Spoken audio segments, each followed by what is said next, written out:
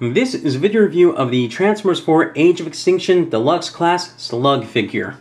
Yeah, that's right, his name is Slug, not Slag. I actually prefer to call him Slag because he's a Triceratops, like Slag was, and Slug just makes me think of that watery little, not bug, but just like an actual slug. I know they're trying to make me think of a punch or a bullet, but that's just not what comes to mind when I think about that name. So I'm going to call him Slag for the rest of the review.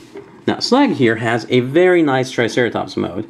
It is a little bit gappy. It does have a bit of that bionicle aesthetic that I don't like, but it's not too bad. I actually quite like the way this guy looks, especially that head sculpt.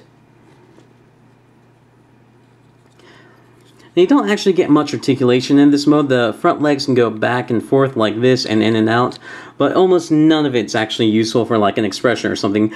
Usually it's just like if you have one of the rear legs aligned just a little bit wrong, you can move one down a little bit to help him stand on all four legs. That's usually all you can get out of the front legs.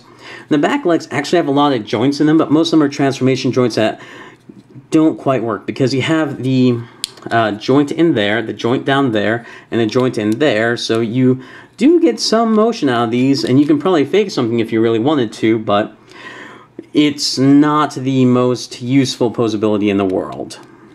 So that's about all you're going to get out of the posability in this guy, so that is a little bit disappointing. It's not quite as posable as Scorn was in his Spinosaurus mode, but I do overall quite like this mode. I like how big and beefy it is, although this is actually one of the lighter of the first wave of the Age of Extinction figures, just because the way he transforms are a lot of hollow bits. We'll see that when we get to it. In this mode, the weapon storage is kind of weird because there's a hole in his sides, and on the other side that hole is actually his fist, so the weapon storage is this of all things. He just has swords coming out of the sides. And that kind of makes sense because it means that now he doesn't have to hit people with his head. He can just run right past them and go, I'm going to slice you with the side. So it kind of makes sense. It's just also kind of silly. So I'll put his swords to the side. We'll look at those again later. Now, to start the transformation, we're going to pop this up here and pop this up here. This was originally using these sections here to tab onto the thighs there and there. Then we'll take the toes here, we'll fold them all the way down, and those will form the kneecaps. Then we'll bring the legs down like this. Then we'll take these little bits here, and these are the toes, we'll bring those out. And that's basically the lower body done. Next, this next section is kind of weird because you have to find the exact right angle to use to pull everything apart. Because it's not quite as a straight angle that you would expect. And you also have to pull everything like the sides here out.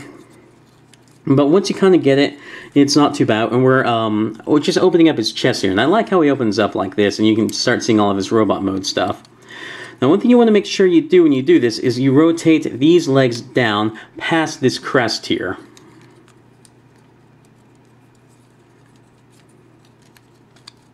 Like this. And then you'll bring these all the way back out, and they'll kind of clip into place. And then we'll be doing something actually kind of really neat with these sections here. But before we get into that, let's handle the arms. You want to fold the fist out like this and then close this up. So that's kind of what I mean by he's hollow. His arms are hollow in there, and then his legs are hollow in there. And then he is just kind of a very spindly figure. Like his actual frame is very spindly, but he's covered in armor.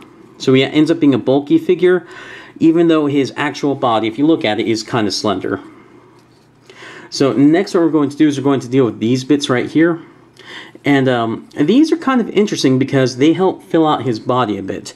Now there's a little tab right here and a little hole right here. This hole is actually, by the way, what the arms pegged into when it was in Triceratops mode. But now you're going to tab this into here, and this is very hard to do. It's and part of it's because it's just hard to see what's actually happening in there to get it to tab in right. And most of it's the angle, because sometimes I can get it to go in very easily and sometimes I can't. And it's just very hard to figure out what you actually need to do. But you're tabbing these in, and this is going to take longer than anything else in this review, I guarantee it, because after I get it done this time, I'll have to do it again.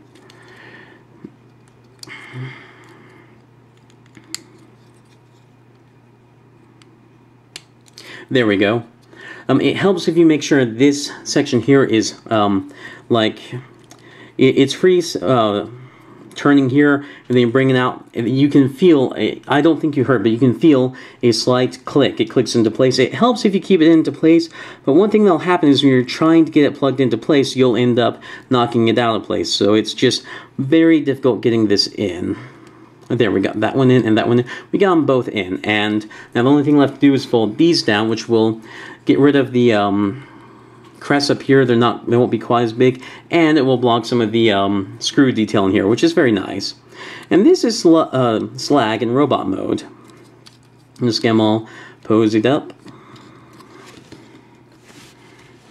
Give him his swords, and I like this guy. I like this guy a lot. He's easily my favorite of the first wave of the Age of Extinction Deluxes, because I like the Triceratops mode. I had no problems with it whatsoever. The transformation is very neat. Like, I wasn't impressed with him until it actually used these arms to do something, which is it beefed out his body here, so he actually looks a bit wider and he has a bit more armor. And these also act as these legs act as skirt plates, because all of the Dinobots so far have had some kind of skirt plate on them. Like, I don't have the Voyager class Grimlock yet, but I've seen reviews of him. He has skirt plates like that too, so this really helps with the armor because it beefs him out here and gives him armor for his legs there, even though he doesn't have front armor. That's actually what this kibble back here is also trying to do, to be that kind of armor. So, because that's what they're actually going for with that, I think that's actually really clever, and that's what really won me over with this guy, because not only did you get how the arms, his actual robot arms, transform, but then the arms that on a normal Beast Wars figure would have been his normal arms, those actually do something useful. They're not just hanging off the sides. Well, they kind of are, but they're hanging off the sides in a neat way.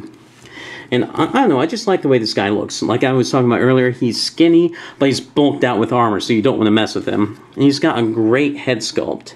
Like, that looks like an actual knight's helmet. I don't know what kind of helmet it actually is, but I recognize that from history books or something like that.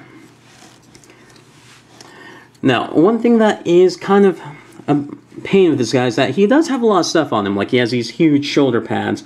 He's got this thing down here. He's got these things here. He does have a lot of stuff on him that makes him a little bit hard to deal with. Like, that stuff will sometimes bump into each other. But for the most part, this guy actually does a pretty good job of keeping it out of the way, because, like, these things aren't actually attached to his shoulders, which is nice because it means that they always look as good as they can. They don't really get in the way that much. So, in the range that you do have with the ball joint up here, it is pretty unhindered. You get a bicep swivel here that is basically unhindered, and you get 9 degrees at the elbow in spite of these gigantic forearms here. So you get a lot there. You don't actually get much with the head because the helmet goes down into his neck a little bit, and that kind of blocks, but you do get side to side. You do get a waist swivel here. And these things will bend out of the way to help you use the waist swivel. Then the legs go forward, back, especially if you move that back, in, out, bend at the knee, rotate above the knee, actually kind of a double jointed knee if you want, and then you can also move this toe here to help him gain his balance a little bit. And actually one of the problems I do have with his figures is that he doesn't have a flat instep, so sometimes he does not have the most solid stance, but because you can move his toe a lot, then it ends up not being too big of a problem. You can always find a way to get him balanced, even if it takes a little while to do it. So yeah, I'm just a super big fan of this guy. He has a great alt mode. The transformation is brilliant in just a couple small ways that just makes it fun to do. And if these things pegged in a little bit better, I would like him a bit more. But for the most part, he's just a really great figure. He looks fantastic, very imposing and intimidating. He's just a cool guy. So I highly recommend Slag. He is the best of the Wave 1 Age of Extinction Deluxes. And I don't have Grimlock yet, but so far he's the best of the Dinobots too.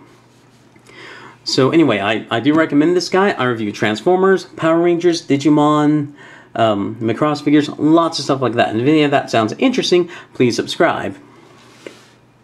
I've got some videos in the video description, some links in the video description down below, a Facebook link, and some playlists. Check those out, and thank you for watching.